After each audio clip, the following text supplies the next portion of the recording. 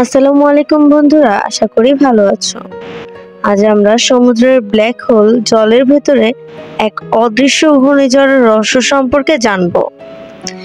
যখন আমরা black hole বলি তখন সাধারণত মহাকাশের কথা মাথায় আসে। সেখানে আলো পর্যন্ত পালাতে পারে না, মহাকাশের অন্ধকার ফাঁদ। কিন্তু জানো কি, পৃথিবীর সমুদ্রেও আছে এক ধরনের ব্ল্যাক হোল, যেগুলো পানি, স্রোত, এমনকি ছোট মাছ পর্যন্ত আটকে ফেলতে পারে। বিজ্ঞানীরা একে বলেন ওশেন ইডি ব্ল্যাক হোল বা ম্যারিন ভর্টেক্স। এটি কোনো কালো গর্ত নয়, বরং অত্যন্ত শক্তিশালী জলীয় ঘূর্ণি। তবে এর আচরণ অনেকটা মহাকাশের ব্ল্যাক হোলের মতোই, কারণ যা একবারেতে প্রবেশ করো তা সহজে বেরোতে পারে না। এই ঘূর্ণি পানির প্রবাহকে এমনভাবে ঝাঁকিয়ে রাখে বা ভেতরের দিকে জল মাসের পর মাস সেখানে বন্দী থাকতে বাধ্য। সাধারণত সমুদ্রের স্রোত বা সময় গতিশীল থাকে, কিন্তু এই ঘূর্ণিঝড়গুলো সেই স্রোতের মাঝে এক অদ্ভুত স্থির ঘূর্ণি তৈরি করে। বাইরে থেকে দেখলে মনে হয় পানির গতি খুব সাধারণ, কিন্তু ভেতরে তৈরি হয় এক অদৃশ্য ফাঁদ। সেই ফাঁদে একবার কোনো কিছু ঢুকলে সেটা কেন্দ্রের দিকে টানতে থাকে। এটি অনেকটা বিশাল জলীয় চক্রবাতের মতো। পার্থক্য হলো এইটি ঘূর্ণিপৃষ্ঠে নয়, বরং জলের কাজ করে, তাই উপর থেকে বোঝা যায় অসম্ভব। অনেক সময় জাহাজ বা সাবমেরিন এদের প্রভাবে ভারসাম্য হারায়, আর এ কারণে একে বলা হয় সমুদ্রের ব্ল্যাক হোল। প্রথমবার বিজ্ঞানীরা এই ধরনের ঘূর্ণির অস্তিত্ব নিশ্চিত করেন 2013 সালে। দক্ষিণ আটলান্টিক মহাসাগরের উপগ্রহ চিত্র বিশ্লেষণ করতে পারে তারা এই আশ্চর্য প্যাটার্ন খুঁজে পান। সেখানে দেখা যায় কিছু জলীয় ঘূর্ণি মাসের পর মাস একই জায়গায় ঘুরছে, কিন্তু আশ্চর্যের বিষয় তারা আশেপাশের পানি বা জীবকে বাইরে যেতে দিচ্ছে না। একবার ভেতরে ঢুকলে সেই জলভাগ একেবারে আলাদা হয়ে যায়। বিজ্ঞানীরা বলেন এই ঘূর্ণির সীমানা ঠিক ব্ল্যাক হোলের অর্থাৎ ইভেন্ট হরিজন এর মতো। এর ভিতরে জলীয় অণু বা কণিকা বাইরে আসতে পারে না, ফলে তারা এক ধরনের জলীয় বন্দিশালায় আটকে থাকে। এই প্রভাব দেখা গেছে ভারতের মহাসাগর, আটলান্টিক ও প্রশান্ত মহাসাগরে। বিশেষ করে আফ্রিকার দক্ষিণ উপকূলে এদের ঘনত্ব বেশি। এই ঘূর্ণিঝড়গুলো সাধারণত তৈরি হয় ওশেন কারেন্ট স্টেবিলিটি থেকে। যখন উষ্ণ ও ঠান্ডা পানির স্রোত পরস্পরের সঙ্গে সংঘর্ষে আসে, তখন স্রোতের ভারসাম্য নষ্ট হয়ে ঘূর্ণি তৈরি হয়। কখনো তা ঘড়ির কাঁটার দিকে, কখনো বিপরীত ঘোরে। এই ঘূর্ণিঝড়গুলো ব্যাস হতে পারে 50 কিলোমিটার থেকে শুরু করে 150 কিলোমিটার পর্যন্ত। এরা গড়ে প্রতি সেকেন্ডে কয়েক মিটার বেগে ঘুরতে পারে। শুনতে কম মনে হলেও এতে বিশাল আয়তনে তা ভয়াবহ শক্তি তৈরি করে। এক একটা ঘূর্ণি কয়েক মাস, কখনো কখনো 1 বছর পর্যন্ত স্থায়ী হতে পারে। এমনকি উপগ্রহ থেকে ধরা যায় এরা সমুদ্রের ভেতর আলাদা রঙের মতো ঘুরছে, কিন্তু বাইরে থেকে সাহায্যের জন্য তা অদৃশ্য। কিছু ঘূর্ণি এত শক্তিশালী হয় যে তারা সামুদ্রিক তাপমাত্রা ও অক্সিজেন প্রবাহকে পাল্টে দেয়। এর ফলে মাছের অভিবাসন, শৈবালের বৃদ্ধি, এমনকি জলবায়ু পরিবর্তন প্রভাবিত হয়। বিজ্ঞানীরা বলেন এই ঘূর্ণি অনেকটা সমুদ্রের আবহাওয়ার কারখানা, কারণ তারা তাপ ও পুষ্টি স্থানান্তর করে পৃথিবীর সিস্টেমে ভারসাম্য আনে। তবে মাঝে মাঝে এই ঘূর্ণি বিপদও সৃষ্টি করে, কারণ যদি কোনো সাবমেরিন বা ড্রোন এদের কেন্দ্রে থেকে যায় তাহলে সেটি সহজে বাইরে আসতে পারে না, সঠিক মহাকাশের ব্ল্যাক হোলের মতো। 2015 সালে একাধিক গবেষণা ড্রোন এই কারণে হারিয়ে গিয়েছিল। পরবর্তীতে তাদের কিছু অংশ ঘূর্ণি সীমানায় ভেঙে পাওয়া যায়,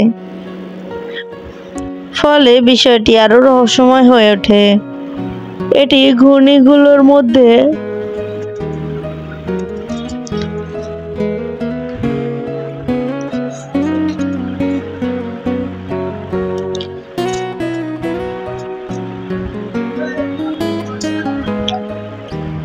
এই ঘূর্ণিগুলোর ভেতর কিছু জীবও বিশেষভাবে টিকে থাকতে শেখে, কারণ সেখানে বাইরে থেকে কোনো কিছু পুষ্টি আসে না, কিন্তু ভিতরের ব্যাকটেরিয়া, প্ল্যাঙ্কটন ও ছোট প্রাণীরা এক আলাদা ইকোসিস্টেম গড়ে তোলে। বিজ্ঞানীরা একে বলেন আইসোলেটেড ম্যারিন মাইক্রোসোম, অর্থাৎ সমুদ্রের মাঝে এক ছোট্ট জৈব দুনিয়া। এই ইকোসিস্টেম মাসের পর মাস বিচ্ছিন্নভাবে টিকে থাকতে পারে, এমনকি এরা কখনো কখনো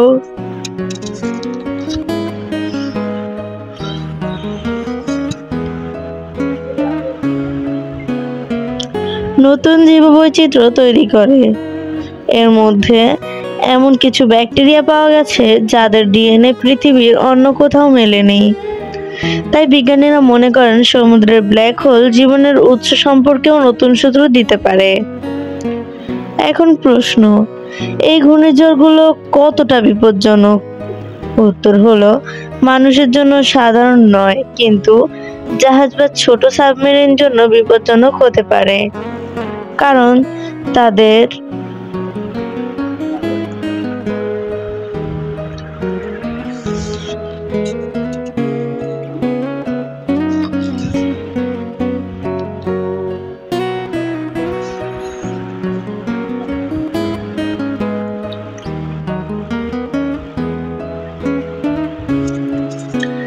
জাইরোস্কোপ বা নেভিগেশন সিস্টেম বিভ্রান্ত হতে পারে, কিন্তু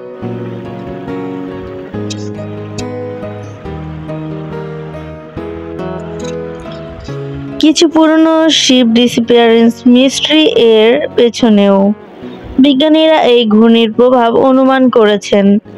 বিশেষ করে ভারত মহাসাগরের কিছু অংশে বারমুডা ট্রায়াঙ্গেল এর মতো ঘটনা রিপোর্ট হয়েছে, যেখানে রাডারে ঘূর্ণি দেখা যায়নি, কিন্তু পানি অস্বাভাবিকভাবে ঘূর্ণায়মান ছিল। এতে ছোট নৌকা ডুবে গেছে বা পথ হারিয়েছে। তবে ওশেন ব্ল্যাক হোল শুধুই বিপদের নয়, উপকারেরও উৎস। এরা সমুদ্রের তাপ বন্টনে বড় ভূমিকা রাখে। যখন তারা উষ্ণ জল বহন করে ঠান্ডা অঞ্চলে যায়, তখন স্থানীয় আবহাওয়া পরিবর্তিত হয়। অনেক সময় এই প্রক্রিয়া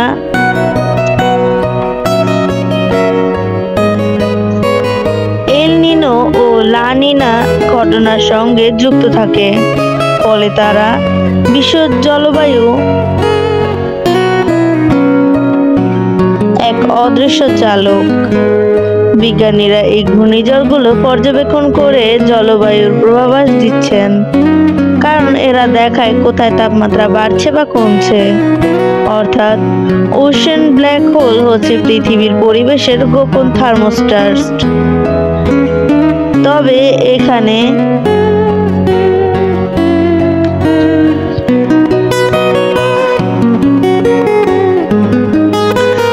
এখনো এর আচরণ পুরোপুরি বোঝা যায়নি।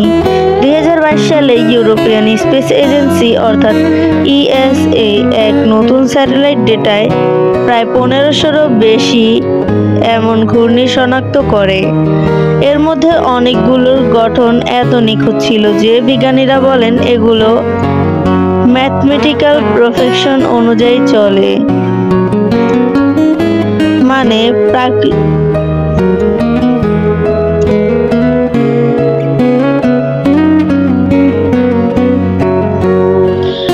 প্রকৃতি যেন গণিত গণিতের সূত্রে তৈরি হয়েছে এই ঘূর্ণিগুলো।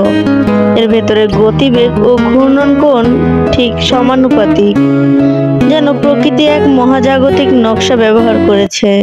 কেউ কেউ বলেন এগুলো পৃথিবীর এনার্জি সিঙ্ক।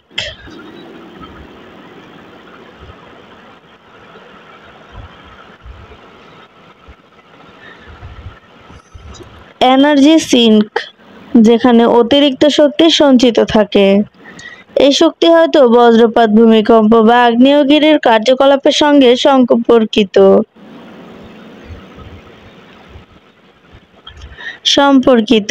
কিছু গবেষক দাবি করেছেন এই ঘূর্ণিঝড়গুলো থেকে